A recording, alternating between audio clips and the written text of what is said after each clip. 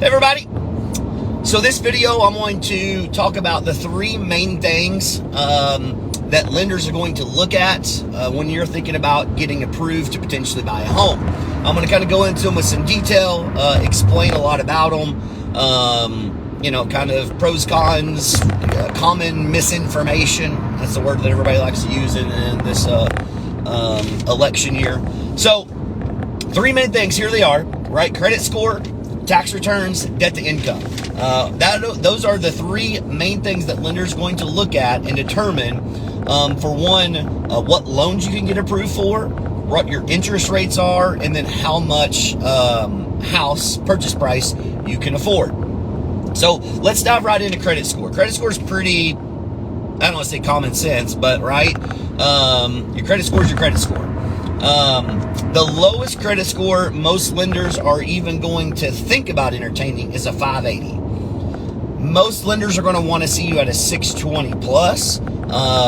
Is at a 620 plus, you probably got a pretty good chance, as long as obviously tax returns, debt to income look good. You probably got a pretty good chance of getting approved. 580 is kind of sketchy. Some lenders won't do it. Some other lenders do. It's again, I did a video on shopping lenders. That's why we do this stuff.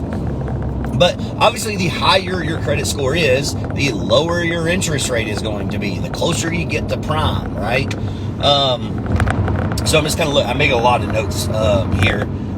Also, the higher that your credit score is, the more debt to income they allow you to have. And again, I'm going to talk about debt to income the very last part, get into a lot of details on that, because that's very confusing to a lot of people when you talk about debt to income, because that really determines your purchase price amount. And one thing, and this is where I think a lot of people get scared when they talk to lenders, right? Especially, I don't want to say all lenders, our lenders especially, that are any of our list or that we ever recommend to people, they help you with your credit. They have credit programs that they can put you on. They can put you in credit simulators. Say, hey, if you do this, this, and this, in 3 months, your score should be around this. And blah, blah, yeah, they can play it out. So you're like, oh, Steven, my score is 500. There's no chance I can get up. I bet if you called them and you talked through your credit with them, and if you did the things they say, your credit score would shoot up drastically. Now, credit's also a very weird thing. And by weird thing is, if you close accounts, it can actually have a negative effect on you, right? So there's if you look at credit score like a whole pie, like a pie, there's different percentages of that pie that play into different things. Such as a credit inquiry, right? Small percentage of the pie, but people are like, oh, I can't want to run my credit, it hurts my credit. You don't even know what your credit is. That's one of the things that gets on my nerves all the time. People say that. You don't even know what your credit is, so what does it matter if they run it? But a percentage of that is how many open accounts you have, how long they've been open, on-time payments. Those are just some pieces of that pie that matter. And so a quick example, I think it was my second or third real estate deal that I ever done, closed, and I basically took that check and then I paid off my car, which was awesome, right? To kind of get that debt off. I was like, man, this is, crazy that, to be able to do this. And so I have credit monitoring systems, and sure enough, my credit the next month dropped 50 points. And I was like, what the heck? That don't make any sense. I just paid off. I have less debt to income. I just paid off. Well, a closed account can have a negative effect on you. That's why it's even more important. Again, I talk to lenders, do those simulators, because they may tell you, hey, don't pay that off. Now, what I will tell you on 3 months later, after my credit score dropped 50 points, it eventually went up 70 points. So it was a quick return, and ended up obviously being a good thing. It just took time. The short term was a negative effect, but long term, of course, was a positive effect. So that is credit. The next is tax returns.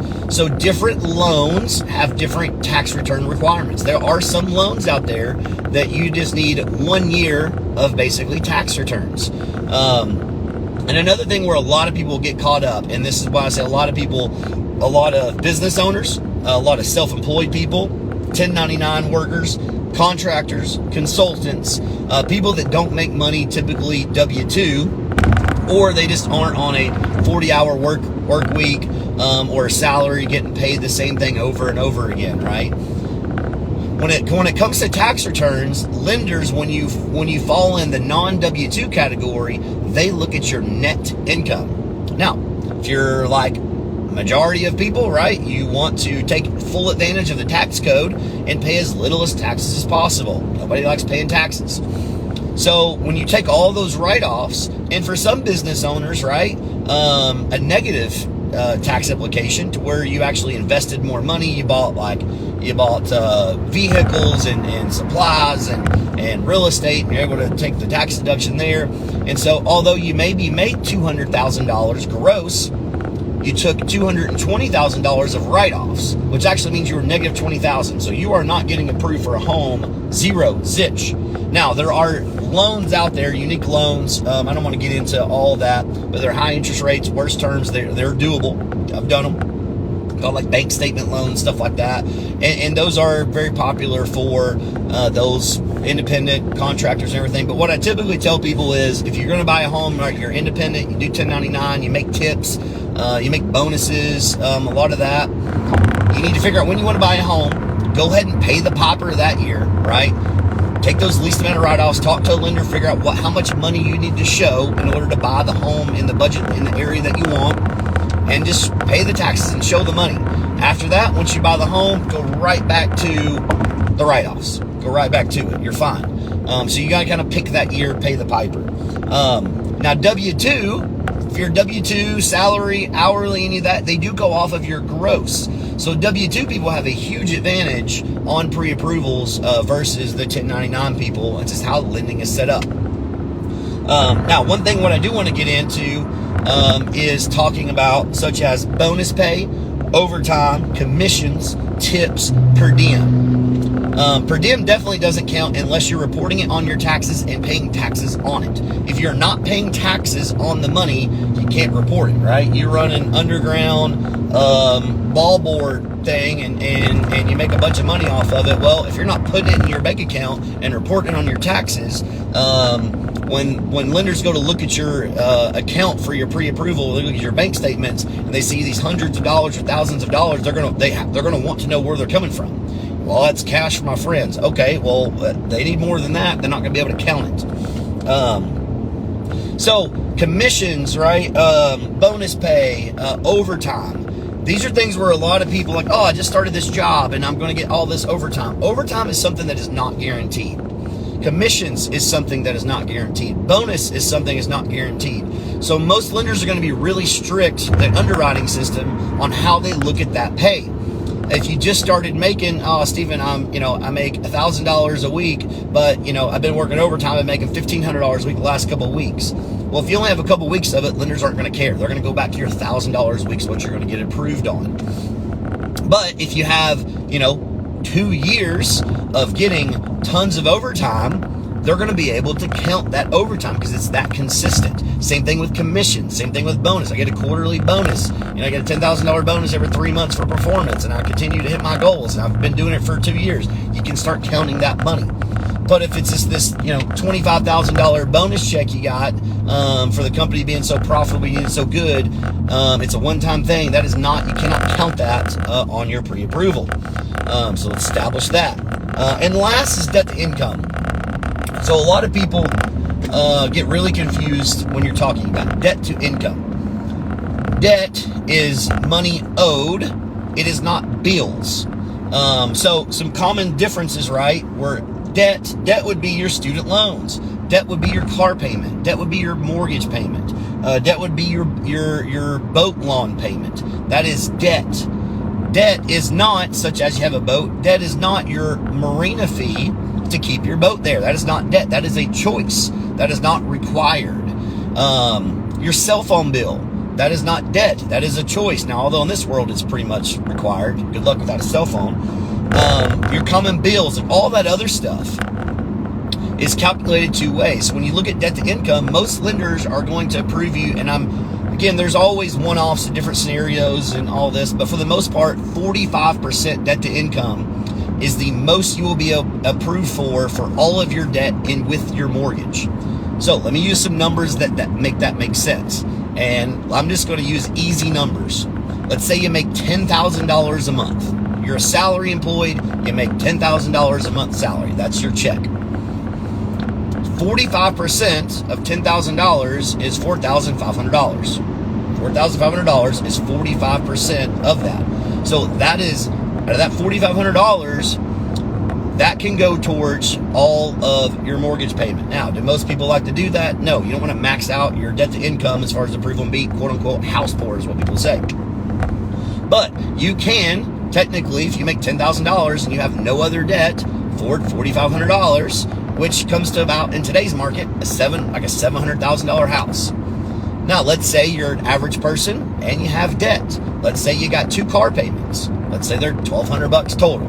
Let's say you got student loan payments, right? You're a new doctor and your student loan payments are $800. So you got $2,000 of debt, right? So your student loan payments. Now, here's the thing what a lot of people think.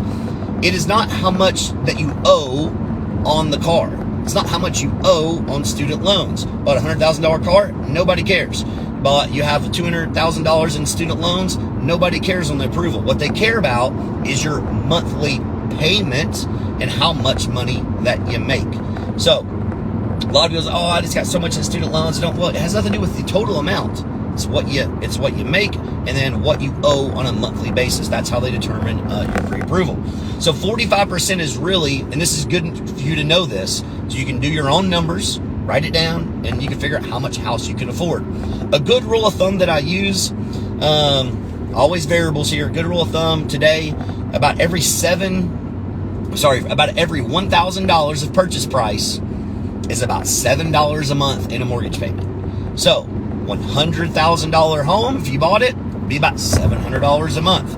A $200,000 house, about $1,400 a month. Just a good rule of thumb so you can figure out your own debt to income and then how much house you can afford on your own. So that way you can budget accordingly. I didn't turn my GPS on and I'm off to probably pull over. This is getting a little longer video than I thought because I gotta show a house up here in a minute. But so let's go back to my example here, right? So you have $2,000 in debt. Make $10,000 a month, so we know we have $4,500 we can put towards debt with the mortgage. Well, $2,000 of that is already gone. So now you're left with $2,500. $2,500 in today's market probably gets you somewhere around a $400,000 house. So that's how I worked my numbers. So I know I can afford about a $400,000 house. Now, quote unquote, I would be house poor, maxing it out.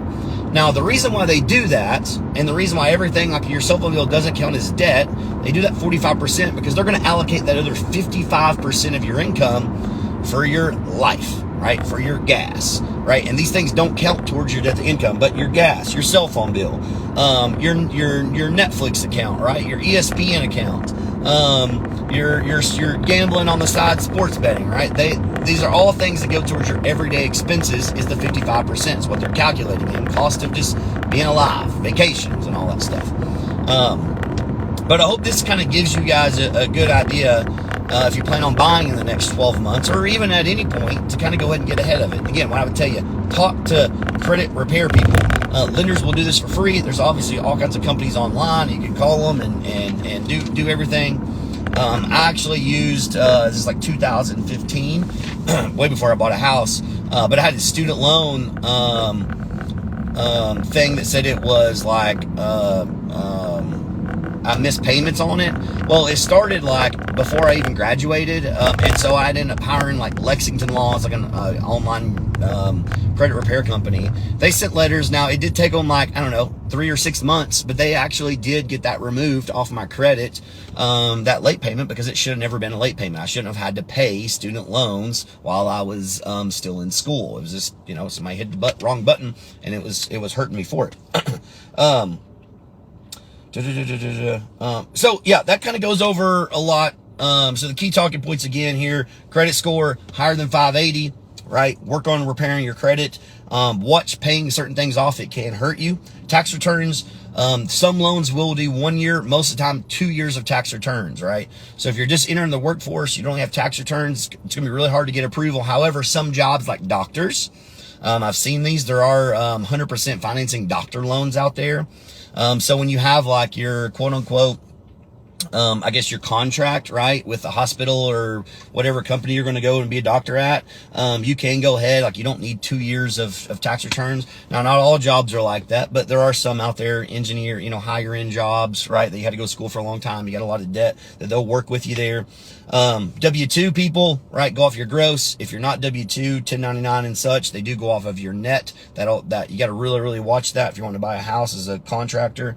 And then last, of course, debt to income, 45%. Some obviously have really high credit. Some loans, everything may go a little higher than that, but for the most part, run your numbers at 45%. You'll be fine. As always, if you got questions, anything real estate insurance, guys, always feel free to holler. Have a great day.